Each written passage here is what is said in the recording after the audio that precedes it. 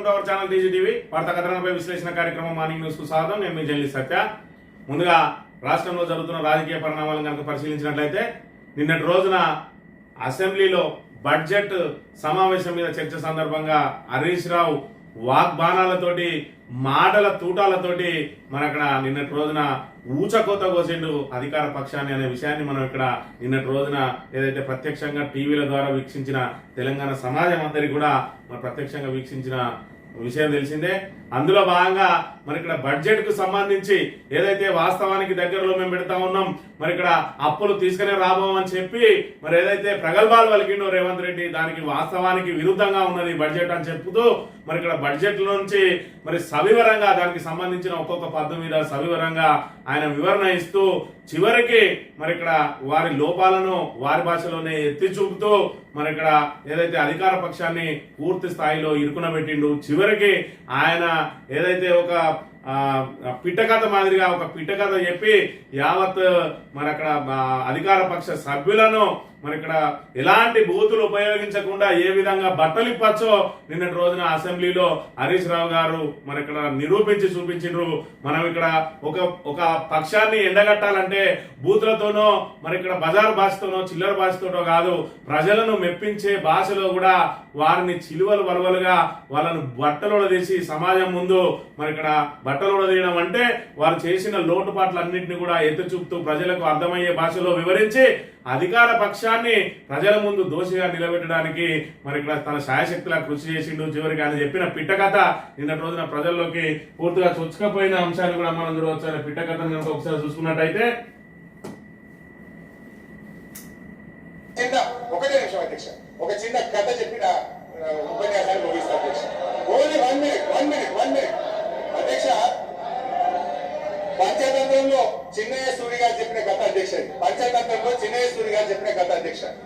ఒక నక్క ఆహారాన్ని వెతుకుంటూ ఊర్లోకి వచ్చిందట అధ్యక్ష.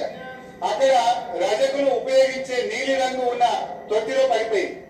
ఆ నక్కకి ఏమైపోయింది, ఆ తొట్టిలో పడితే ఆ నక్క ఒంటి నిండా నీలి రంగు అట్టుకున్నది. ఆ నీలి రంగు అట్టుకున్న తర్వాత అది మళ్ళీ అడవిలోకి పోయింది. ఇదేదో కొత్త జంతువు అనుకోని అడవిలో ఉన్న జంతువులన్నీ భయపడ్డాయట అధ్యక్ష. ఈ నక్క కూడా ఇదేదో బాగుంది, అందరు నాకు భయపడుతుందని నేను దేవుడు పంపిన దూతను, ఈ రోజు నుంచి నేనే మీకు రాజును అని ఆ నక్క అన్నదట అధ్యక్ష. జంతువులు భయంతో అంగీకరించాయి. ఆ నక్క జంతువులను అనేక రకాలుగా కష్టపెట్టే భరించాయి అధ్యక్ష. ఒకరోజు ఆ నక్క పెద్ద సభ పెట్టింది, కొత్త చట్టాల గురించి చెప్తుంది. అంతలోనే పెద్ద వర్షం పడి ఆ నక్క కంటిన నీళ్ళంతా కరిగిపోయింది. నక్క నిజ స్వరూపం బయటపడ్డది. మాయ మాటలతో మారువేషాలతో పెట్టే భ్రమలు ఎక్కువ కాలంలో నిలవదు అన్నది ఆ యొక్క నీతి సూత్రం అధ్యక్ష. వీళ్ళ మాయ మాటలు కూడా ఎక్కువ కాలం నిలవవు. వీళ్ళ మాటలు హరీష్ రావు గారు సీనియర్ సభ్యులు ఆయనను అడ్డుకోవడానికి అక్కడ ఉన్న మరి ఏదైతే అధికార పక్ష సభ్యులు మొన్నటికి మొన్న రేవంత్ రెడ్డి మరి ఇక్కడ ప్రతిపక్షాలు మమ్మల్ని చీల్చి చెండాడుతూ ఉంటే మీరు పట్టించుకోలేదు, ఎవరి సీట్లలో వాళ్ళు అట్లే కూర్చుంటే ఎట్లా అని చెప్పి ఏదైతే అడ్డుకోవాలని చెప్పి సూచనలు చేసిండో శాయశక్తులా వాళ్ళు మరి ఇక్కడ ఆయన ప్రసంగానికి అడ్డం కలిగి మరి ఏదైతే డిస్టర్బ్ చేసే ప్రయత్నం చేసినా కూడా మైకు తన ఒక్కడికే ఉంటుంది కాబట్టి యావత్ తెలంగాణ సమాజం చూస్తుంది. వాళ్ళ డిస్టర్బెన్స్ కు మరి లోనై వాళ్ళతోటి వాగ్వివాదానికి దిగకుండా వాళ్ళు అక్కడ ఉరుతూనే ఉంటారు. నేను మాట్లాడేది మైక్ లో వినబడుతుంది అని చాలా చక్కగా మరి ఆ నక్క కథ చెప్పిండు. ఆ నక్క కథలో సారాంశం ఏంటంటే, నక్క ఏదైతే ఊర్లోకి ఆహారం కోసం వచ్చి ఆ రజకులు ఏదైతే అప్పట్లో బట్టలు నీలి రంగులో ముంచి తలతల మెరిసే విధంగా ఏ విధంగా అయితే తయారు చేశారో దాని కుండిలో ఆ నీళ్ళు కలిపిన కుండిలో నక్క పడితే ఆ నక్క కలర్ మారిపోయింది.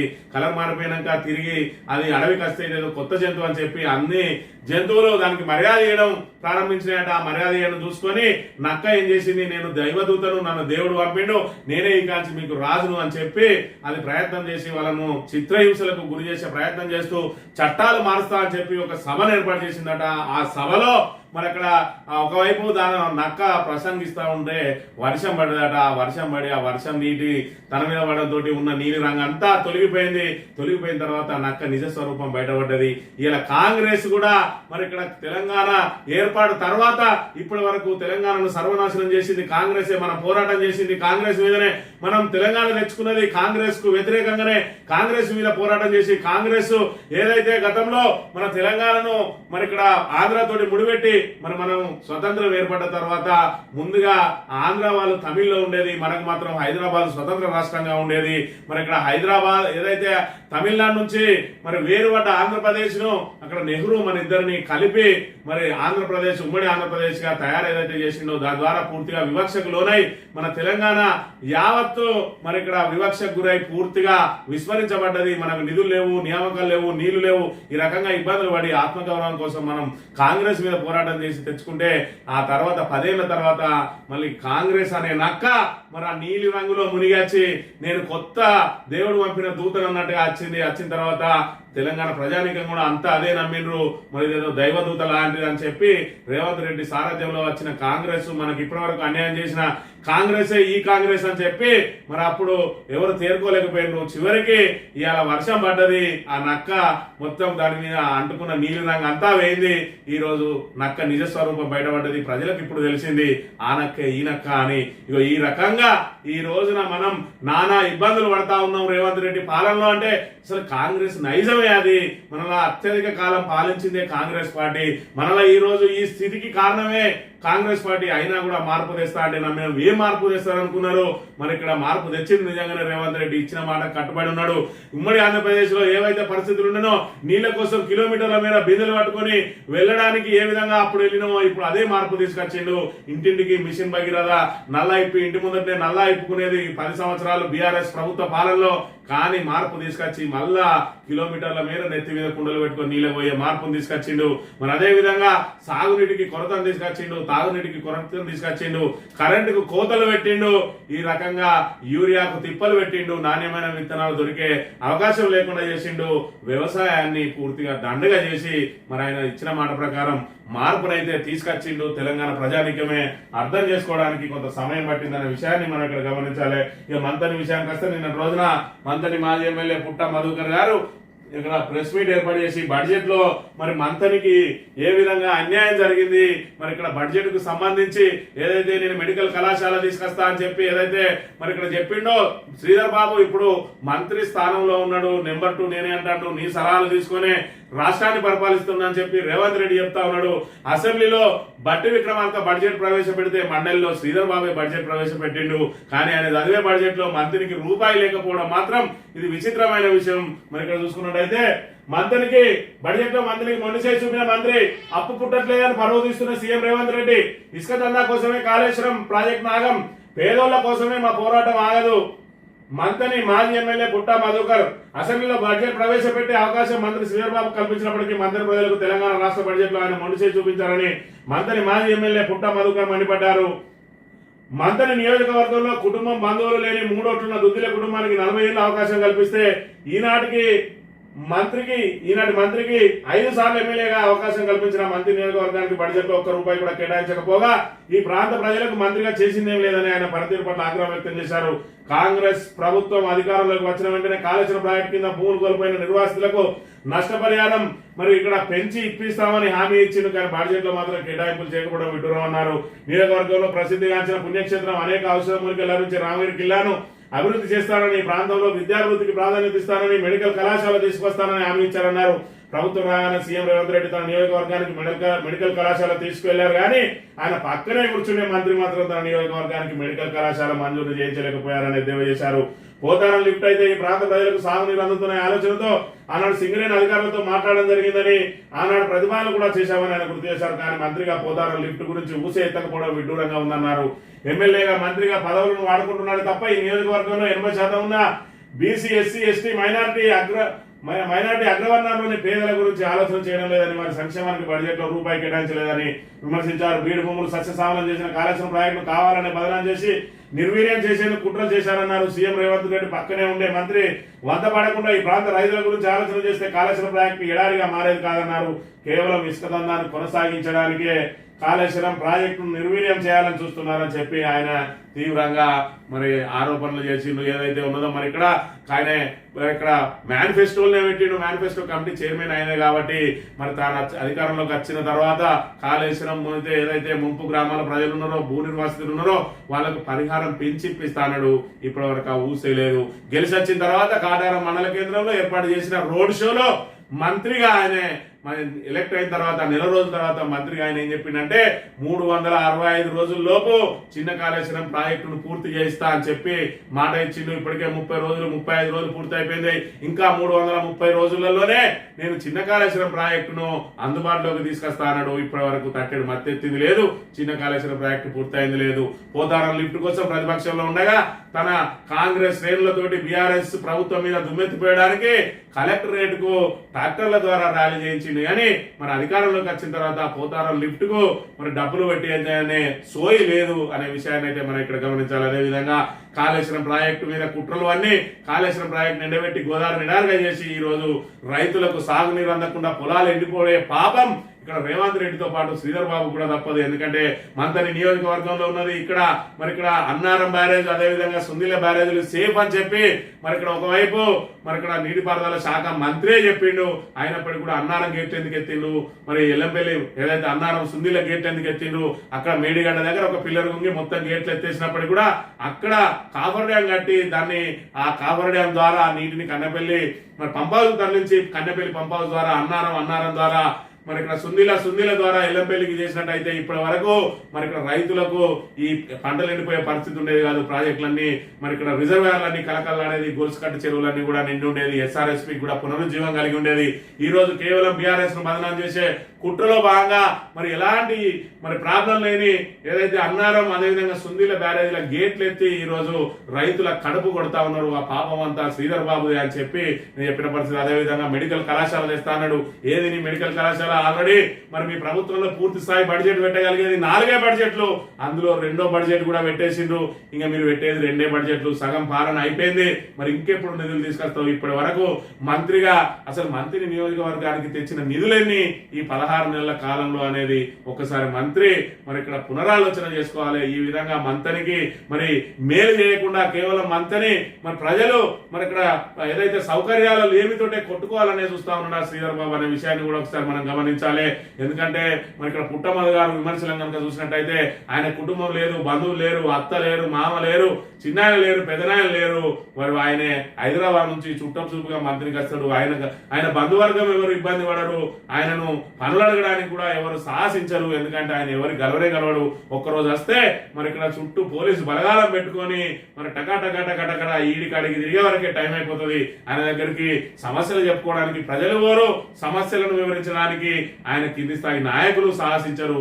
మంతని ప్రజల దురదృష్టం ఏంది అని అంటే ఎన్నికల అప్పుడు ఏదైతే నోట్ల కట్టలతో వస్తారో ఆ నోట్ల కట్టలకు ఆశపడి ఓట్లేసి ఈ రోజు బొక్కబోర్లా పడతా ఉన్నారు. నిత్యం అందుబాటులో ఉండే నాయకుడిని కాదనుకొని ఈ రోజు మంత్రిని పూర్తి స్థాయిలో మళ్ళీ మరి 10 ఏళ్ల కాలంలో ఏ విధంగా అయితే అభివృద్ధి చెందిందో ఆ అభివృద్ధి తిరోగమనంలో పోతుంది మంత్రి నియోజకవర్గంలో అనే విషయాన్ని కూడా మనం ఇక్కడ ప్రధానంగా గమనించాలి. ఇక వార్తా కథనాలను కనుక పరిశీలించినట్లయితే ముందుగా నమస్తే తెలంగాణలో మరి మూలిగే నక్క మీద తాటిపండు పడ్డట్టు మరి ఇక్కడ ఒకవైపు సాగునీరు లేక ఇప్పటికే పంటలన్నీ ఎండిపోతున్న పరిస్థితుల్లో ఎక్కడో కాడ మరి ఇక్కడ పంటలను పండించుకుంటున్న సమయంలో కొన్ని నిన్నటి రోజున పడ్డ రాళ్ల వాన సుమారు 5 ఉమ్మడి జిల్లాలలో రాళ్ల వాన పడి వడగళ్ల వానతోటి ఇక్కడ వరి ఏ విధంగా దెబ్బతిన్నదో ఇక్కడ చూడండి.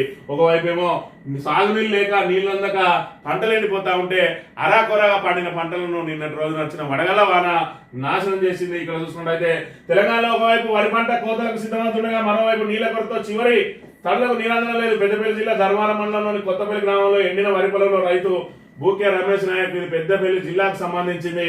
ఇక్కడ చూసినట్టయితే నిన్న వడగళ్ల వానతోటి అసలే రకరకాల సమస్యలతో లబోదిబోంటున్న రైతన్న పాలిట చెడగొట్టు వానలు పిడుగులా మారాయి. నిజామాబాద్ జిల్లా బోధన్ మండలం బండర్పల్లి గ్రామ శివారులో రాళ్లవానకు నేల కొరిగిన వైరి మరి ఇక్కడ ఇంత నీటి కొరతను కూడా తట్టుకొని రైతులు భగీరథ ప్రయత్నం చేసి ఆ సాగునీటిని అష్ట కష్టాలు తెచ్చి పంటను ఎంతో కొంత పంట పండించుకునే ప్రయత్నం చేస్తే ఆఖరికి ప్రకృతి కూడా మరి ఇక్కడ రైతుల మీద కన్నెర చేసి నిన్నటి రోజున మరి వడగళ్ల వానతోటి ఈ రకంగా మరి రైతులు నష్టపోతున్నారు. ఈ రకంగా రైతులకు పంట ఎండిన రైతులకు అదేవిధంగా పంట ఏదైతే నీళ్ళ రాలిన రైతులందరినీ కూడా ప్రభుత్వ పరంగా ఆదుకోవాల్సిన అవసరం ఉన్నది. మరి గత బడ్జెట్ లోనే ప్రవేశపెట్టిండు బట్టి విక్రమార్క ఫసల్ బీమా బీమా రైతులు ఒక్క రూపాయి కూడా కట్టకుండా ఫసల్ బీమా పథకాన్ని అమలు చేస్తున్నాం. అందులో చేరిన కేంద్ర ప్రభుత్వం అమలు చేసే ఏదైతే ఫసల్ బీమా పథకం ఉన్నదో అందులో ప్రభుత్వం రైతుల పక్షాన మేమే వాళ్లకు కిస్తీలు కడతామని చెప్పారు. ఇప్పటి వరకు రూపాయి చెల్లించలేదు. దాంతో మరి ఇక్కడ నేల కొరిగింది కానీ ఎండిపోయిన పంటకు కానీ ఒక రూపాయి వచ్చే పరిస్థితి లేదు. కాబట్టి ప్రభుత్వమే ఖచ్చితంగా నష్టపరిహారం చెల్లించి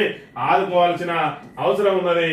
వాళ్ళ చేను కూలిన రైతు 5 ఉమ్మడి జిల్లాలో అకాల వర్షం దెబ్బతిన్న పంటలు ప్రభుత్వమే కాదు ప్రకృతి కూడా రైతన్నపై పగబట్టింది. సర్కార్ వైఫల్యంతో సాగునీటి సంక్షేమం ఏర్పడి ఒకవైపు పంటలు ఎండిపోతుంటే మరోవైపు వడగళ్ల వానాలతోటి పాపం రైతులు ఈ రకంగా ఇబ్బందులు పడుతున్న పరిస్థితిని మనం ఇక్కడ గమనించాలి. ఇక్కడ చూసుకున్నట్లయితే ట్రాన్స్ఫార్మర్లు కాలిపోతున్నాయి. డీడీలు కట్టి నెలలు దాటినా ఇచ్చే దిక్కు లేదు. కరెంటు లేదు. పంటలు ఎండుతున్నాయి. సిబ్బందితో సమస్యలు. ప్రతి పనికి పైసలు. ఈఆర్సీ విషయంలో రైతుల ఆవేదన. ఒకవైపు ట్రాన్స్ఫార్మర్లకు డీడీలు కట్టినా కూడా ఆ ట్రాన్స్ఫార్మర్లు ఇయ్యక ఉన్న ట్రాన్స్ఫార్మర్ల మీద వెయిట్ ఎక్కువ పడి మరి లో వోల్టేజ్ సమస్యలతో ట్రాన్స్ఫార్మర్లు కాలిపోతా ఉంటే రైతులే పొలాల్లో నుంచి మరి భుజాల మీద మోసుకొస్తున్న దుస్థితిని కూడా మనం చూస్తా ఉన్నాం. ఇది ఉమ్మడి ఆంధ్రప్రదేశ్ లో ఏ విధంగా అయితే రైతులు అరిగోసపడ్డారో ఆ మార్పును 6 రోజులను మళ్ళీ తీసుకొచ్చిండు రేవంత్ రెడ్డి అనే విషయాన్ని మనం ఇక్కడ ప్రధానంగా గమనించాలి. ఇక సాగర్ డేంజర్ పెంచాడ. డెడ్ స్టోరేజ్ చెరువులో నీటి మట్టం. వరద కాలువలకు ఆగిపోయిన నీళ్లు. నిలిచిపోయిన వరద కాలువ మోటార్లు నీరు లేక పోసిపోతున్న ప్రధాన కాలువ. 30 ఎకరాల ఆయకట్టుపై నీళ్ళ తీవ్ర ఆందోళనలో అన్నదాతలు శ్రీశైలం నుంచి విడుదల చేస్తేనే గట్టెక్కేదని చెప్పి మరి ఇక్కడ నీటిని మనకు రావాల్సిన నీటి వాటాను కూడా వారి సరైన ఆ వాటాను సరైన స్థితిలో వాడుకోలేని దుస్థితిలో ఉన్నది రాష్ట్ర ప్రభుత్వం. ఇవాళ పూర్తిగా ఏదైతే కరువు తాండవిస్తా ఉన్నదో, రైతులకు సాగునీరు లేక పంటలన్నీ ఎండిపోతా ఉన్నాయో ఇది కాలం తెచ్చిన కరువు కాదు, కాంగ్రెస్ తెచ్చిన కరువు అని చెప్పి బీఆర్ఎస్ పదే మొత్తుకుంటా ఉన్నది. మనకు కృష్ణా నీళ్లలో అన్యాయం జరిగింది, కేసీఆర్ చేయబట్టే అని చెప్పి అంటారు. మరి ఇక్కడ మనకు 36% అలొకేషన్ ఉంటే 26% మాత్రమే వాడుకొని ఇంకా 10% నీటిని వదిలేసిన 10% నీళ్లు కనుక సంపూర్ణంగా వాడుకొని ఉంటే ఇప్పటికీ మరి ఇక్కడ రైతులకు ఈ పంటలు ఎండిపోయేవా అని అడిగితే ఆ ప్రశ్నకు ప్రభుత్వం దగ్గర బదులు లేదు. ఉన్న 36% వాడుకొని చేత కాదు, దానికి ఇంకా కేసీఆరే కృష్ణా నీళ్ళు వాళ్ళకి అప్పనంగా అప్పచెప్పిండని చెప్పి ఉల్టా బదనాం వేస్తారు. మరి వీళ్ళకు చేతగాని తనాన్ని ఏ విధంగా మరి ఇక్కడ అసత్యాలతోటి అబద్ధాలతోటి దుష్ప్రచారంతో తప్పించుకునే ప్రయత్నం చేస్తున్నారు తప్ప ఇప్పటికి రైతులకు ఏం చేయాలి, ఏ విధంగా చేయాలనే ప్రణాళికలు అయితే వాళ్ళ దగ్గర లేవు అనే విషయాన్ని మనం చూడవచ్చు. ఇక గారడి మాటలు గాలి మేడలు. బట్టి బడ్జెట్ దుమ్ము దులిపిన బీఆర్ఎస్. శాసనసభ పక్షం తరఫున నిలదీసిన హరీష్ 1,00,000 కోట్లు వడ్డీ లేని రుణాలని గత బడ్జెట్ లో చెప్పిండు. ఈ రోజు వరకు ఒక్క రూపాయి కూడా ఇవ్వలేదు. 4.5 లక్షలు ఇళ్ళు అన్నారు, 4 అయినా కట్టలేదు. కాంగ్రెస్ పాలనలో అన్ని రంగాల్లోనూ విధ్వంసం. ఆర్థిక మాంద్యం కాదు, మీ ఆలోచనలే మాంద్యం, మీ బుద్ధి మాంద్యం. దివాలా ప్రచారంతోనే పెట్టుబడులు రావట్లేదు అంటున్న హరీష్ అని చెప్పి మరి ఇక్కడ దీనికి సంబంధించిన వార్తను కనుక చూసుకున్నట్టయితే గాలి మేడలు గారడి మాటలతోటి మరి ఇక్కడ బడ్జెట్ గత సంవత్సరం ప్రవేశపెట్టిన బడ్జెట్ ను కూడా ఆయన విపులీకరించిండు హరీష్ రావు గారు. మరి నేను ఏదైతే ఇందిరమ్మ ఇళ్లకు కేటాయించినామని చెప్పిండు, 4.5 లక్షల ఇండ్లు ఏటా అన్నారు. పోయిన సంవత్సరం మరి బడ్జెట్ లో కూడా కేటాయించిండు. 4 ఇండ్లన్న కట్టిండ్రా బట్టి గారు. మరి మీ మదిర నియోజకవర్గానికి పోదాం, అక్కడ 4 ఇండ్లు కట్టినట్టు చూపిస్తారా అని చెప్పిండు. అదే విధంగా 30,000 కోట్ల రూపాయల రుణమాఫీ కోసం ఆల్రెడీ పక్కన పెట్టినాము అని చెప్పి బడ్జెట్ లో చెప్పిండ్రు. మరి 20,000 కోట్లతోటే రుణమాఫీ పూర్తయింది అంటున్నారు. మరి మిగతా 10,000 కోట్లను ఎందుకు మరి ఖర్చు చేయలేదు? మరి 20,000 కోట్లతోటే రైతుల రుణాలన్నీ ఏ విధంగా మాఫీ అయినాయి అని చెప్పి, అదే విధంగా బీఆర్ఎస్ భూములు అమ్ముతుంది అన్నారు. మరి మీరు 400 ఎకరాల భూమిని అప్పనంగా ఎందుకు అమ్ముతా ఉన్నారు అని చెప్పి మరి ఇక్కడ నిన్నటి రోజున అన్ని రకాలు కూడా నిలదీసిరు. సంక్షేమ పథకాలు అమలు చేస్తామన్నారు. మరి స్కూటీలేవి, మహిళలకు మహాలక్ష్మి పథకంలో 2,500 మరి మీరు చెప్పిన ప్రకారమే ఏదైతే 200 యూనిట్లు అందరికీ కూడా ఎందుకు గృహజ్యోతి పథకం అందడం లేదు? 90 లక్షల మంది ఉంటే 40 లక్షల మందికే సిలిండర్ ఎందుకు పోతుంది? మిగతా 50 లక్షల మందికి ఎందుకు 500కే సిలిండర్ రావడం లేదు? మీ లెక్కల ప్రకారమే చూసుకున్నట్టయితే మరి ఇక్కడ ఏదైతే 2,000ను 4,000 చేస్తా అన్న పెన్షన్ ఇంకెప్పుడు అమలు చేస్తారు? మరి అదే విధంగా తులం బంగారం కళ్యాణ లక్ష్యంలో ఎప్పుడు ఇస్తారని చెప్పి మరి అడిగిన ప్రశ్నలకు ఒక్కటి కూడా సమాధానం లేదు. కానీ మరి ఇక్కడ ఏదైతే మీరు అజ్ఞానంతో అంటాను మా ముఖ్యమంత్రికి జ్ఞానం లేదా అని చెప్పి మరి పదే మాట్లాడిండు బట్టి విక్రమార్క. ఒక్క మాటనే తప్ప. కానీ హరీష్ రావు మరి ఊచకోతకు వస్తా అంటే వాళ్ళందరూ నివ్వరపోయి చూడడం తప్ప వాళ్ళు చేసింది ఏం లేదనే విషయాన్ని అయితే మనం ఇక్కడ గమనించాలి. ఇక్కడ చూసుకుంటే ఎంఐఎం వాళ్ళ మిత్రపక్షం మరి మిత్రపక్షంగా ఉన్నది ఈ రోజు కాంగ్రెస్ కు ఎంఐఎం పార్టీ. మరి బీఆర్ఎస్ హయాంలోనే తెలంగాణ అభివృద్ధి జరిగింది. జిఎస్డిపి వృద్ధి తలసరి గణాంకాల నిదర్శనం. 2 ఏళ్ల నుంచి జిఎస్డిపి తగ్గుతూ వస్తున్నది. చోటేబాయిని బడేబాయి కాపాడడం లేదు. కేంద్ర వివక్షను ప్రస్తావించిన అక్బరుద్దీన్ ఓవైసీ అని చెప్పి మరి బడే బాయ్ అని చెప్పి నరేంద్ర మోడీకి ప్రదక్షిణ చేస్తా ఉన్నావు. 2 సంవత్సరాల నుంచి జిఎస్డిపి తగ్గుతూ వస్తున్నది. మరి గత 10 సంవత్సరాలలో 10 ఏటేటా జిఎస్డిపి పెరుగుకుంటూ పోయింది. అంటే అభివృద్ధి గత ప్రభుత్వం ఉన్నదా మన ప్రభుత్వం ఉన్నదా అని చెప్పి సొంతంగా మరి వాళ్ళ మిత్రపక్ష నాయకుడే అడిగిండు. మరి అదే విధంగా ఏదైతే బడ్జెట్ లో ఇప్పటి వరకు వివక్ష గురవుతున్న మరి తెలంగాణ మరి ఆ కేంద్ర ప్రభుత్వం మీద ఒక్క వ్యాఖ్య కూడా ఎందుకు చేయలేదు? అసలు కేంద్ర ప్రభుత్వానికి మీరు ఎందుకు భయపడతా ఉన్నారు? 2 బడ్జెట్లు ప్రవేశపెట్టారు కేంద్రంలో, మరి 0 బడ్జెట్ మనకు కేటాయించింది. అయినప్పటికీ కేంద్రం నుంచి రావాల్సిన నిధులు రావడం లేదు. తెలంగాణ ఏర్పడ్డప్పటి నుంచి ఇప్పటి వరకు మరి 0 బడ్జెట్ ని కేటాయిస్తూ వస్తూ ఉన్నారు. మరి గత ప్రభుత్వం బీఆర్ఎస్ బీజేపీ మీద యుద్ధానికే కాలు దువ్వింది. కానీ మీరు కనీసం ఆ బడ్జెట్ ప్రసంగంలో మరి కేంద్రం వివక్ష చూపిస్తుందన్న వర్డ్ కూడా పెట్టలేదు అని అంటే మరి ఇక్కడ మీరు ఎందుకని చెప్పి బీజేపీకి భయపడతా ఉన్నారు? ఎందుకు మరి బడే బాయ్ అని తిరుగుతున్నారు అని చెప్పి కూడా మరి ఈయన కూడా నిన్న రోజున బట్టలు ఇప్పిన అంశాన్ని మనం ఇక్కడ చూడాలి. ఇక ఏదైతే డీలిమిటేషన్ కార్యక్రమంలో భాగంగా ఎంపీల మరి సంఖ్య పెరగబోతా ఉన్నది. కానీ ఎక్కడ పెరగబోతా ఉన్నది అని అంటే ఉత్తరాది రాష్ట్రాల్లో మాత్రమే పెరగబోతా ఉన్నది. దక్షిణాది రాష్ట్రాల్లో ఎందుకు పెరగడం లేదు అని అంటే దక్షిణాది రాష్ట్రాలకు సంబంధించి మనం ఏదైతే మరి ఇక్కడ కుటుంబ నియంత్రణ మీద ఒక యుద్ధమే చేసినాం, దాన్ని విస్తృత ప్రచారం కల్పించి మరి ఆ 3 వద్దు 2 ముద్దు అని చెప్పి ఇప్పుడు 2 వద్దు 1 ముద్దు అనే కాడికి వచ్చింది. లాస్ట్ వస్తే మరి మేమిద్దరం మాకొక్కరు, గతంలో చూసినట్టయితే మేమిద్దరం మాకిద్దరు నుంచి మేమిద్దరం మాకొక్కరు కాడికి వచ్చింది. ఈ లెక్కన పూర్తిగా ఇటు తమిళనాడు అయితేంది, ఇటు ఆంధ్రప్రదేశ్ అయితేంది, తెలంగాణ అయితేంది, కేరళ అయితేంది, కర్ణాటక అయితేంది, ఈ రాష్ట్రాలన్నింటిలో కూడా జనాభా గణనీయంగా తగ్గింది. ఉత్తరాది వాళ్ళు మాత్రం కుటుంబ నియంత్రణ పాటించకుండా జనాభా గణనీయంగా పెరిగింది. మరి జనాభా ప్రాతిపదికన కనుక ఎంపీల సంఖ్య పెంచినట్టయితే డీలిమిటేషన్ లో భాగంగా ఇక్కడ దక్షిణాదికి పూర్తి స్థాయిలో అన్యాయం జరుగుతుంది. మరి ఇప్పటికే మనకు దక్షిణాది మీద వివక్ష ఉన్నది. మరి ఇక్కడ కేంద్ర ప్రభుత్వం అక్కడ కాంగ్రెస్ ఉండని, ఎన్డీఏ ఉండని, యూపీఏ ఉండని, ఏదున్నా కూడా దక్షిణాది రాష్ట్రాల మీద మాత్రం శీతకన్నే ఉంటున్నాయి. కాబట్టి ఈ డీలిమిటేషన్ లో మరి ఇక్కడ జనాభా ప్రాతిపదికన పెంచవద్దు అని చెప్పి మరి ఇక్కడ నిన్నటి రోజున ఏదైతే చెన్నైకి చేరుకున్నది బీఆర్ఎస్ బృందం ఈ రోజు అఖిలపక్ష సమావేశాన్ని ఏర్పాటు చేసిండ్రు. అందులో ఇటు కాంగ్రెస్ తరఫున రేవంత్ రెడ్డి, అదేవిధంగా పిసిసి అధ్యక్షుడు బీఆర్ఎస్ తరఫున మరి ఇక్కడ కేటీఆర్ ఆధ్వర్యంలో కేటీఆర్, జగదీష్ రెడ్డి, అదేవిధంగా వద్దిరాజు రవిచంద్ర మిగతా బృందం కూడా మరి ఇక్కడ అఖిలపక్ష సమావేశానికి హాజరై కేంద్రం మీద ఒత్తిడి తేవడానికి ప్రయత్నం చేస్తా ఉన్నారు. మరి ఇక్కడ జనాభా ప్రాతిపదికన తేకూడదు, ఏదైతే మరి విస్తీర్ణ పరంగా తేండి అని చెప్పి మరి ఒత్తిడి తెచ్చే కార్యక్రమంలో భాగంగా ఉన్నది. ఒకవేళ ఎంపీల సంఖ్య అక్కడ వేస్తే మన ఎంపీలతోటి అవసరమే ఉండదు. కాబట్టి రాబోయే రోజులలో మరింత వివక్షకు గురయ్యే అవకాశం ఉన్నది. కాబట్టి ఇప్పుడే అందరం కలిసికట్టుగా పోరాడాలని చెప్పి దక్షిణాది రాష్ట్రాలన్నీ కూడా మరి పోరాటానికి సిద్ధమైన అంశాన్ని మనం ఇక్కడ చూడవచ్చు. ఇక అవుట్ సోర్సింగ్ సిబ్బంది అవుట్ 1,20,000 మందిపై వేడు దశల వారీగా తొలగింపు కీలక నిర్ణయం తీసుకున్న ప్రభుత్వం. తొలి దశలో కమర్షియల్, రవాణా, ఎక్సైజ్ వర్గాల్లో కార్మిక శాఖల్లో అమలట అవుట్ సోర్సింగ్ సిబ్బందిని పూర్తిగా తొలగించే ప్రక్రియకు పాల్పడబోతా ఉన్నది రేవంత్ రెడ్డి ప్రభుత్వం. ఎందుకంటే ఇప్పటికే మేము జీతాలు చెల్లించలేని స్థితిలో ఉన్నాం అంటారు.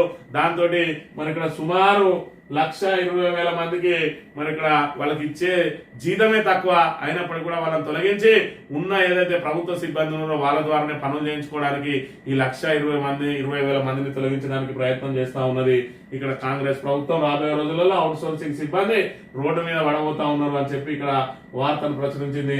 ఇక గ్రూప్ 1 పై సందేహాలను ముదురుతున్న గ్రూప్ 1 వివాదం, రీవాల్యుయేషన్ డిమాండ్. ఇంగ్లీష్ మీడియం వారికి అధిక మార్కులు వచ్చాయంటున్న తెలుగు మీడియం అభ్యర్థులు కంటెంట్ కంటే చేతిరాతకే ఎక్కువ మార్కులు ఇచ్చారన్న ఆరోపణ.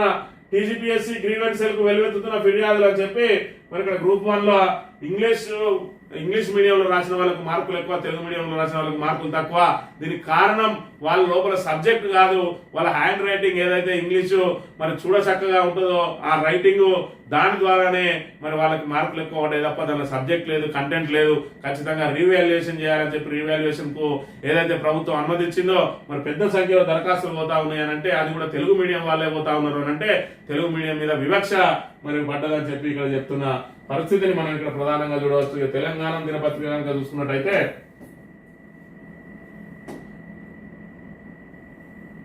మార్చిరి కంపుల రేవంత్ ప్రసంగం అని చెప్పి నిన్న రోజున హరీష్ రావు ఊచకోతకు సంబంధించిన పరిస్థితి మనం చూడాలి. ఇక అక్కడ చూసుకున్నట్టయితే ఎంఐఎం వాళ్ళ మిత్రపక్షం, ఇక్కడైతే డైరెక్ట్ ప్రభుత్వంలోనే మెంబరు సిపిఐ ఒకే ఒక ఎమ్మెల్యే గెలిచిండు, ఆ ఒకే ఒక్క సీట్ ఇచ్చి వీళ్ళకు ఆ సీటు గెలిచింది. ఇప్పుడు కాంగ్రెస్ మిత్రపక్షంగా కొనసాగుతా ఉన్నది. అందులో భాగంగానే వీళ్ళకు ఆ మిత్రపక్షంగా అంటే ఒక ఎమ్మెల్సీ కూడా ఇచ్చిండు. మొన్న కాంగ్రెస్ ఏదైతే ఎమ్మెల్యే కోటాలో రావాల్సిన ఎమ్మెల్సీని ఇక్కడ సిపిఐకి ఇచ్చిండు. మరి ఎవరికి రుణమాఫీ కాలే. ఒక ఊరిలో 554 మంది ఉంటే ఇద్దరికే అయింది. రాష్ట్రంలో ఊహించిన సంక్షోభం, అప్పు చేయనిదే రాష్ట్రం నడవదు, గెలుపు కోసం ఇష్టం వచ్చినట్టు వాగ్దానాలు, పెన్షన్లు పెంచుతారన్న నమ్మకం లేదు. అసెంబ్లీలో సిపిఐ ఎమ్మెల్యే కూనంనేని సాంబశివరావు. మరి ఇక్కడ ప్రతిపక్షాలు మాట్లాడితే ఆరోపణలు, అబద్ధాలు, అసత్యాలు, అర్ధసత్యాలు అని చెప్పి మరి బట్టి విక్రమార్క పదే చెప్పిండు. అదే విధంగా రుణమాఫీ గురించి మరి చాలా గొప్పలు చెప్పుకుంటూ వచ్చిండ్రు. ఇవాళ ఒక్క ఊర్లో 554 మంది ఉంటే ఇద్దరికే రుణమాఫీ అయిందట. మరి రుణమాఫీ విషయంలో కాంగ్రెస్ ప్రభుత్వం చెప్తున్నాయి అన్ని కాకి లెక్కలే అని చెప్పి సొంత స్వపక్షానికి సంబంధించి వాళ్ళ మిత్రపక్షమే మరి ఇద్దరు కలిసి పోటీ చేసిన పొత్తులో భాగంగా మరి ఆయననే ఇక్కడ ఒక్క ఊరినే చూపిస్తా ఉన్నాడు. ఇట్లా రాష్ట్ర వ్యాప్తంగా కూడా ఉన్నాయి అని చెప్పి చెప్తా ఉన్నాడు. మరి అప్పు చేయందే ఇవాళ రాష్ట్రం నడిచే పరిస్థితి లేదు. మరి ఇక్కడ ఆదాయం పూర్తిగా కుంటుపడ్డది. ఆదాయాన్ని పెంచుకునే మార్గాలు ప్రభుత్వానికి తెలవడం లేదు అని కూడా విమర్శలు వ్యక్తం చేస్తా ఉన్నాడు. అటు మిత్రపక్షంగా ఉన్న ఎంఐఎం, ఇక్కడ ఉన్న సిపిఐ కూడా దాడి చేస్తా ఉన్నది. మరి ఇక్కడ ఇది వీళ్ళ అసమర్థ పాలనకు మరి ఇక్కడ ఏదైతే ఆర్థిక మాంద్యం కాదు, మీకు మీ బుద్ధి లోపలనే మాంద్యం ఉన్నదని చెప్పి ఏదైనా హరీష్ రావు ఏదైతే చెప్పిండో దానికి వీళ్ళ మాటలు మరి బలం చేకూరుస్తున్నాయా లేవా అనే విషయాన్ని తెలంగాణ ప్రజానీకం గమనించాలి. తెలంగాణ ప్రజలు ఎక్కడ పోయినా మంచిదే, మా జేబులు నిండితే చాలు అన్నట్టుగా ఉన్నది కాంగ్రెస్ నాయకుల వ్యవహార శైలి. మరి ఇక్కడ చూసుకున్నట్టయితే హైడ్రా తోటి రియల్ ఎస్టేట్ కుప్పగోల్చిండ్రు. మరి ఇక్కడ గోదావరి నిండబెట్టి వ్యవసాయ రంగాన్ని కుప్పగోల్చిండ్రు. మరి పూర్తిగా ఆదాయాన్ని మరి పూర్తిగా పడిపోయేటట్టు చేసి ఇలా రాష్ట్రాన్ని దివాలా తీసి దివాలా కోరు వ్యాఖ్యలతోటి క్యాన్సర్ వచ్చింది, క్యాన్సర్ పేషెంట్ లాగా ఉన్నదని చెప్పి మరి ఇక్కడ ఏదైతే రాష్ట్రం గురించి బేలమాటలు బీదార్పులు అరిసి ఇలా మళ్ళీ మాకు అప్పు ఉడతలేదు అని చెప్పి చెప్తున్న పరిస్థితి. అసలు మాకు అప్పులే వద్దు అన్నాడు, మళ్ళీ ఇప్పుడు అప్పు ఉడతలేదంటా ఉన్నాడు. అప్పు ఏనన్నా నీకు అప్పు పుట్టాల్సిన అవసరం ఏమొచ్చింది? మరి ఇక్కడ చూసుకున్నట్టయితే ఏదైతే మరి ఇక్కడ గత బీఆర్ఎస్ ప్రభుత్వం మరి 7 లక్షల కోట్లు అప్పు చేసిందంటాడు. లెక్కలలో చూసుకుంటే 4,25,000 కోట్లు మాత్రమే మరి ఇక్కడ అప్పుగా గమనిస్తా ఉన్నది. ఏదైతే వాళ్ళు పెట్టిన మరి ఇక్కడ బడ్జెట్ లోనే గత ప్రభుత్వ అప్పులు 4,22,000 కోట్లు అని చెప్పిండు. మరి అదే విధంగా 1,53,000 కోట్లు నేను అసలు వడ్డీలకే కట్టినా అంటాడు. మరి అన్న లెక్క చూసుకుంటే 30,000 కోట్లకు మించి కట్టలేదని చెప్పి బడ్జెట్ ప్రతులలో ఉంటది. ఈ రకంగా రేవంత్ రెడ్డి నోరు తెరిస్తే అబద్ధాల కంపు ఏం మాట్లాడుతా ఉన్నాడు. నిజంగానే 1,53,000 కోట్లే అప్పు చేసినట్టయితే మరి ఇక్కడ ఈయనకు సంవత్సరానికి నెలకు 18,500 కోట్లు మరి ఇక్కడ ఆదాయం వస్తుంది అన్నాడు. అందులో 6,500 కోట్లు మరి ఇక్కడ జీతభత్యాలకు పెన్షన్లకు పోతానే అన్నాడు. మిగతా 6,500 కోట్లు అప్పులు వడ్డీలు కడతాను అన్నాడు. ఇక 5,500 కోట్లతోటి నేను ఏం చేయాలనో చెప్పు అని అన్నాడు. మరి ఇక్కడ ఏదైతే ఈయన వడ్డీలు కట్టిండో మరి అప్పు కూడా అంతే తెచ్చిండు. 1,58,000 కోట్లు తెచ్చిండు. దాన్ని ఏ ప్రాజెక్టుకు పెట్టలేదు, ఏ కొత్త దానికి పెట్టలేదు, ఓ భూసేకరణకు పెట్టలేదు, దేనికి పెట్టలేదు. మరి ఏదైతే నువ్వు తెచ్చిన అప్పులు మళ్ళీ అప్పులు కట్టినావు, వడ్డీలు కట్టినావు అని అనుకుంటే మరి 18,500 కోట్లు ఏదైతే ఆదాయం వస్తుందో 6,500 కోట్లు మరి ఇక్కడ జీతభత్యాలకు పోతే ఇంకా 12,000 కోట్లు ఉంటాయి. మరి ఆ 12,000 కోట్లను మరి ఏం చేస్తానో దానికి లెక్కలేదు. 6,500 కోట్లు అప్పులకు వడ్డీలకు అంటివి, మళ్ళీ అప్పు తెచ్చినాయే మళ్ళీ దానికి కడుతుంది. అందులో నీకు నువ్వు చెప్పిన లెక్కలే కరెక్ట్ అనుకున్నా కూడా అందులో 5,000 కోట్లు మిగిలినాయి. ఆ 5,000 కోట్లు ఇంటూ ఇది 12,000 కోట్లు ఇంటూ 12 నెలలు వేసుకుంటే సంవత్సరానికి 1,44,000 కోట్లు, అదొక 5,000 కోట్లు, 1,50,000 కోట్ల రూపాయలతోటి ఇప్పటి వరకు తెలంగాణలో ఏం సాధించినవో ఏం చేసినవో ప్రజలకు చెప్పాలి. అప్పులు వడ్డీలన్నీ నువ్వు అప్పు తెచ్చి కట్టినది పక్కకు పెట్టినా కూడా ఈ తెలంగాణ నుంచి వచ్చిన ఆదాయం ఎక్కడికి పోయింది అనే విషయాన్ని మన తెలంగాణ ప్రజానీకం అంతా గమనించాలి. వాళ్ళు పూర్తిగా అబద్ధాల పునాదుల వినే వాళ్ళ పరిపాలన సాగుతున్నది తప్ప మరి ఏదైతే ప్రజలకు జనరంజకంగా మరి పరిపాలన అయితే లేదనే విషయాన్ని అయితే మనం గమనించాలి. రేవంత్ అన్ని అబద్ధాలే. గిన్నీస్ రికార్డ్ వస్తుంది, గిన్నీస్ రికార్డ్ కాదు, ఆయనకు ఆస్కార్ అవార్డు ఇవ్వాలి, గిన్నీస్ బుక్లు ఎక్కియాలి, నానా రకాలు. ఏదంటే అది ఆయనకి ఇచ్చిన తప్పు లేదనే విషయాన్ని మనం ఇక్కడ గమనించాలి.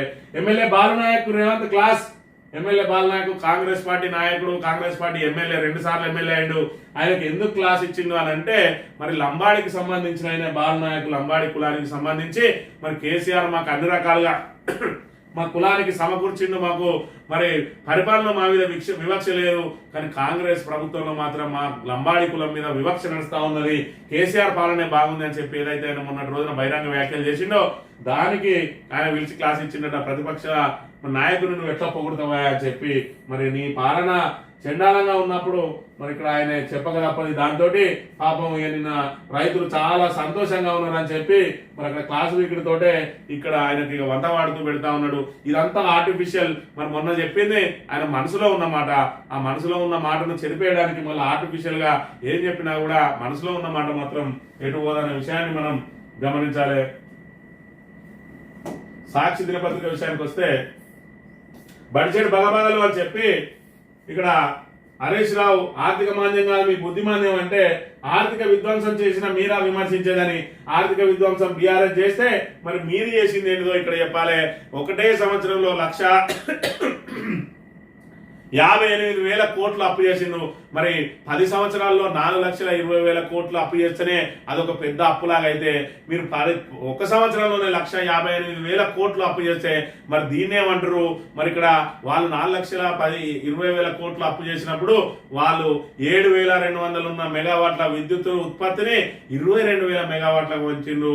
అదేవిధంగా 1,00,000 కోట్లు పెట్టి కాళేశ్వరం కట్టిండు, 40,000 కోట్లు పెట్టి మరి ఇక్కడ మిషన్ భగీరథ పెట్టిండు. మరి మొత్తానికి ఇన్ఫ్రాస్ట్రక్చర్ డెవలప్ చేసిండు.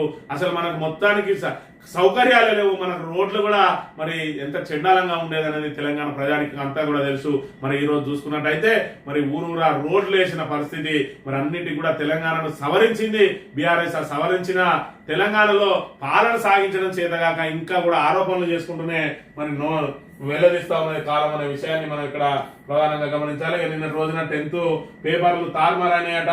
ఇక్కడ వికారాబాద్ జిల్లా తాండూరులో సంస్కృతానికి బదులు తెలుగు ఇస్తే మంచిర్యాలలో తెలుగు బదులు హిందీ ప్రశ్న పత్రం ఇచ్చిందట. అసలు అధికారుల పరిపాలన మీద ఏదైతే అధికారులు వాళ్ళ విధుల నిర్వహణలో ఏ విధంగా నిర్లక్ష్యం వహిస్తున్నాం అనేదానికి ఇది నిదర్శనంగా ఉంటుందనే విషయాన్ని కూడా మనం ఇక్కడ చూడాలి. ఆంధ్రజ్యోతి విషయానికి వస్తే ఢిల్లీ హైకోర్టు జడ్జి ఇంట్లో నోట్ల కట్టలు అగ్ని ప్రమాదంతో బయటపడ్డ గుట్టు. హోలీనాడు జస్టిస్ యశ్వంత్ వర్మ బంగ్లాలో అగ్ని ప్రమాదం ఆర్పడానికి వెళ్లిన అగ్నిమాపక సిబ్బంది అక్కడికి వారికి ఒక గదిలో కనిపించిన డబ్బు కట్టలు ఈ నెల 14న ఘటన జరిగితే 21న వెలుగులోకి 15 నుంచి 50 కోట్ల దాకా ఉంటుందంటే కథలు అని చెప్పి కంచే చేరుమేస్తే అన్న చందంగా ఉన్నది. మరి ఇక్కడ ఏదైతే తప్పు చేసిన వాళ్లకు శిక్షలేసే స్థాయిలో ఉన్న జడ్జి అసలు ఏదైతే ఆ డబ్బులకు లెక్కలు లేని బ్లాక్ మనీని ఇంట్లో పెట్టుకున్నాడట. మరి జడ్జిని నన్ను అడిగేటోడు ఎవడు, నా ఇంటికి వచ్చేటోడు ఎవడు అంటే అది అగ్ని ప్రమాదం జరిగి ఆయన గుట్టంతా బయటపడ్డదట. ఈయన అక్కడి నుంచి మరి ఏదైతే అహ్మదాబాద్ కోర్టుకు ఆయనను బదిలీ చేయడానికి అలహాబాద్ కోర్టుకు బదిలీ చేయాలని చెప్పి మరి ఇక్కడ సుప్రీంకోర్టు కొలీజియం సిఫారసు చేస్తే అలహాబాద్ లో ఉన్న న్యాయవాదులు అందరూ కూడా మరి నిరసన వ్యక్తం చేసిరట. ఏది మాదేమన్నా చెత్తపుట్ట అనుకుంటారా? మరి ఇక్కడ అవినీతి జడ్జిని తీసుకొచ్చి మా అలహాబాద్ కోర్టుకు ఎట్లెత్తారని చెప్పి వాళ్ళు తిరగబడ్డ అంశాన్ని మనం ఇక్కడ గమనించాలి. ఇక తక్కువ వడ్డీకి రుణాలు ఇవ్వండి, ఆర్ఐడిఎఫ్ కింద మంజూరు చేయండి, సూక్ష్మ నీటిపారుదలకు నిధులు ఇవ్వండి, కొత్తగా పిఎస్సిఎస్ఎల్ ఏర్పాటు చేయండి, నాబార్డు చైర్మన్ కోరిన సీఎం రేవంత్ రెడ్డి. ఇక్కడ తక్కువ వడ్డీకి రుణాలు ఇవ్వండి, ఎక్కడ అప్పులు ఇస్తారో అని చెప్పి మరి వెతుక్కుంటా తిరుగుతా ఉన్నాడు రేవంత్ రెడ్డి. మొన్ననేమో అదేదైతే సుప్పిని సుధపూసని అన్నట్టుగా అసలు అప్పులు తీసుకోము, అప్పు చేసి పప్పు కూడా అనేది మన తెలంగాణకు మరి ఇబ్బందికరం. ఇప్పటికే 1,55,000 కోట్ల అప్పు తీసుకున్నా, ఇక ముందు అప్పు తీసుకుని అన్నాడు. మరి ఊరూరా తిరుగుతాను, నాబార్డు చైర్మన్ కలిసిందట అప్పుల కోసం. ఈ ఆదాయాన్ని పెంచుకునే మార్గాలు ఏ విధంగా ఉన్నాయంటే కొత్తగా 70 బార్లను మళ్ళా తీసుకురాబోతా ఉన్నారట. మరి ఇక్కడ మొత్తం తాగండి, తాగి ఊగండి, మాకు ఆదాయం తెండి అని చెప్పి మరి ఇక్కడ క్రమక్రమంగా మద్యపానాన్ని అరికడతామని చెప్పిండ్రు. ఆ రోజు అధికారంలోకి మేము వచ్చే ఉంటే మద్యపానాన్ని అరికట్టే ప్రయత్నం చేస్తాము, దాని మీద కొంతవరకు ఆంక్షలు విధిస్తామన్నారు. మరి ఇక్కడ చూసుకుంటే మొత్తం బార్లు ఆదరిస్తా ఉన్నారు. 70 కొత్తగా బార్లు ఏర్పాటు చేసి మరింత ఆదాయాన్ని పెంచుకునే ప్రయత్నం చేస్తా ఉన్న పరిస్థితిని మనం ఇక్కడ ప్రధానంగా గమనించాలి. కన్నడ అసెంబ్లీకి సంబంధించి నిన్న రోజున పెద్ద ఎత్తున దుమారం రేగిందట. ఏదైతే కర్ణాటకలో మరి హనీ ట్రాప్ లో సుమారు 48 మంది ఎమ్మెల్యేలకు సంబంధించిన న్యూడ్ వీడియోలు ఉన్నాయట. దానికి సంబంధించి మరి పెద్ద ఎత్తున దుమారం రేగింది. ఆ దుమారానికి ప్రధాన కారణం మరి వెనుక డీకే శివకుమార్ ప్రభుత్వాన్ని వడగొట్టడం కోసం మరి నానా రకాల కుయుక్తులు అంటా ఉన్నాడు. అందులో హనీ ట్రాప్ ఒకటి అని చెప్పి మరి ఇక్కడ ముందుగా బీజేపీ నాయకులు ఆరోపణలు చేస్తే వాళ్ళకు మంత్రి మరి ఇక్కడ వంతవాడిండు.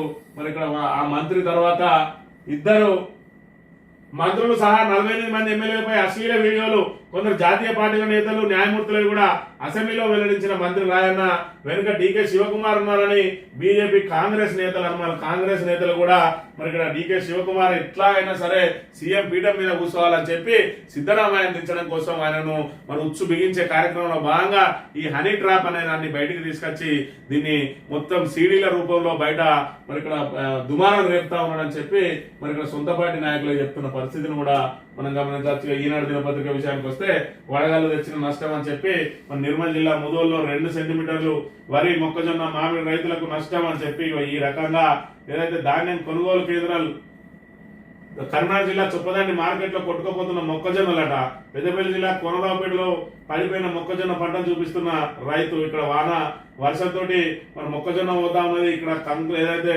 కంకులు నిలబడినాయో వాటికి కూడా ఏదైతే వడగల వాన వచ్చి పూర్తి స్థాయిలో పడిపోయిన పరిస్థితిని మనం ఇక్కడ ప్రధానంగా గమనించాలి.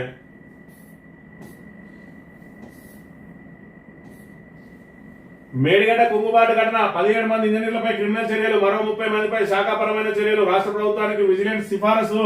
మరి ఇక్కడ ఇంకా కూడా కొండందవి ఎలకను పట్టినట్టు మేడిగడ్డ మీద తేపకొక లీక్ ఇచ్చుకుంటూ మేడిగడ్డ మీద ఇంకా కుట్రలు కొనసాగిస్తూనే ఉన్నారు. కానీ ఎన్డీఎస్ఏ ఏదైతే ఇచ్చిందో దీనికి సంబంధించి విజిలెన్స్ కు సంబంధించి ఆ కుంగుబాటు కారణమైన వాళ్ళు ప్రధానంగా ఏంటంటే మెయింటెనెన్స్ పీరియడ్ ఉండగానే మరి వాళ్ళకు పూర్తి స్థాయిలో బిల్లులు ఎందుకు చెల్లించిండ్రు, వాళ్ళకు మెయింటెనెన్స్ పీరియడ్ పూర్తి అయిపోయిందని చెప్పి ఎందుకు లెటర్ ఇచ్చిందని చెప్పి దానికి సంబంధించిన అందరి మీద చర్యలు తీసుకోవాలని చెప్పి విజిలెన్స్ చెప్తా ఉన్నది. ఓకే, అయితే దీనిలో ప్రధాన కారణం ఏంటంటే కుంగిపోవడం ప్రాబ్లం కాదు, మీరు ముందస్తుగా వాళ్ళకు లెటర్ ఇవ్వడమే ప్రాబ్లం అని చెప్పి దీని ద్వారా తెలిపోయింది. మరోవైపు ఏదైతే 8 బ్లాకులు ఉన్న మేడిగడ్డలో 7వ బ్లాక్ లో ఒక పిల్లర్ మీద అటుపక్క ఇటుపక్క పిల్లర్ మీద వేటు పడ్డది. ఓవరాల్ గా ఆ బ్లాకే తొలగించి కొత్త బ్లాక్ నిర్మాణం చేయాలని ఎన్డీఎస్ఏ నిపుణుల కమిటీ ఆల్రెడీ నివేదిక ఇస్తే ఆ నివేదికను తొక్కిపెట్టి ఇప్పటి వరకు ఆ మరమ్మతు చేయడానికి ప్రయత్నం చేయడం లేదు. మరి ఏదైతే మీకు ఆ లయబిలిటీ పీరియడ్ దాటక ముందే మీకు లయబిలిటీ పీరియడ్ పూర్తయినట్టుగా మీకు ఏదైతే ఇచ్చినో ఖచ్చితంగా మీరే కట్టాలని కనుక ఎల్ఎన్టీకి ఆదేశాలు ఇస్తే ఇప్పటికిప్పుడు వాళ్ళు కట్టడానికి సిద్ధంగా ఉన్నారు. అయినా కూడా వాళ్ళతోటి కూడా మేడిగడ్డ పునరుద్ధరణ చేయకుండా కుట్రవన్నీ ఆఖరికి 2 బ్యారేజీలు సేఫ్ గా ఉన్నా కూడా అన్నారం సుందిల గేట్లను ఎత్తేసి కేవలం బీఆర్ఎస్ ను బదనాం చేసే కార్యక్రమంలో భాగంగా పూర్తిగా రైతుల నోట్లో మట్టి కొడతా ఉన్నది ఇక్కడ కాంగ్రెస్ ప్రభుత్వం. రేవంత్ రెడ్డి దానికి వంత పడతా ఉన్నాడు. మంత్రి నియోజకవర్గ ఎమ్మెల్యే మంత్రి శ్రీధర్ బాబు ఈ రోజు పూర్తిగా రైతుల పాపం మీకు శాపమై తాకుతుంది. రాబోయే రోజులలో మీ ఓటమికి ఈ ఏదైతే మేడిగడ్డ మీద వండిన కుట్రలే మీ ఓటమికి ప్రధాన కారణంగా నిలిచాయని కోరుతూ ఇది ఈ రోజు మార్నింగ్ న్యూస్. తిరిగి రేపు వెళ్దాం. Thank you very much.